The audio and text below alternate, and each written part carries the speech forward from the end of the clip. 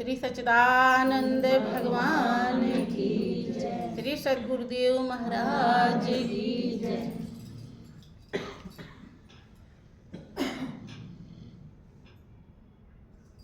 अभी आप लोग भजन सुन रहे थे कि कभी राम बनिके और कभी श्याम बनिके चले आना प्रभु जी चले आना। सत्संग इसी सच्चाई पर जोर देता है। और कहीं आप कथा सुनने जाओगे तो कथा सुनाने वाला कभी नाचने के लिए, डांस करने के लिए कह देता है, कभी ढोलक मजीरा साज पे भजन कीर्तन गाता है, कभी राम कृष्ण की कहानी बता देता है। वो कभी भी इस बात पे जोर नहीं देता कि वास्तव में जीवन की सच्चाई क्या है। भाई राम की कहानी आप खूब गाते हो, खूब सुनते हो, लेकिन आपकी क्या कहानी है यह सत्संग दर्शाता है। भाई राम आए अयोध्या में, अयोध्या का राज किए, ऋषियों मुनियों का उद्धार किए, दुष्टों का संहार किए। क्या क्या हुआ ये उनकी कहानी है।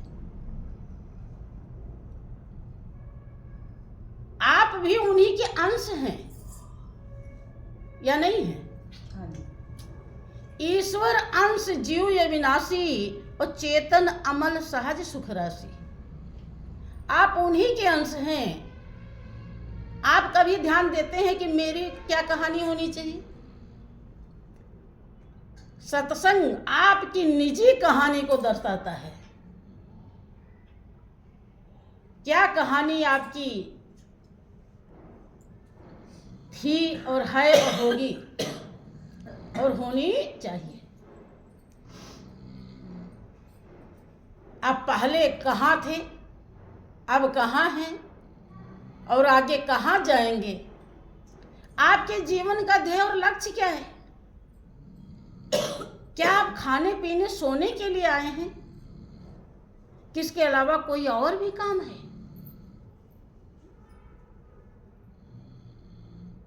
ये कौन बताता है?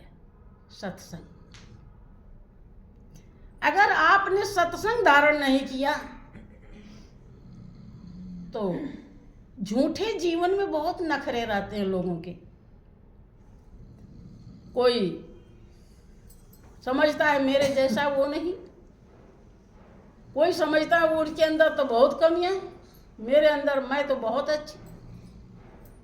ये सब जब तक सच्चाई हासिल नहीं होती तब तक खत्म नहीं। फिर मनुष्य इसी में अपना जीवन गंवा देता है और देव दुर्लभ जिंदगी बेकार चली जाती है भाइयों बहनों, और यहाँ से रो करके विदा हो जाता है, अथाह कष्ट सह के चला जाता है। और फिर 84 लाख योनि सामने होती है। उसमें भी आप सोच सकते हैं कि फिर कितने कष्ट हैं। एक ऐसी जिंदगी है, अगर आपने इसका कदर कर लिया, कीमत समझ गए, तो जिंदे ही जीवन मुक्त हो जाता है, जिंदे मुक्ति मिलती है।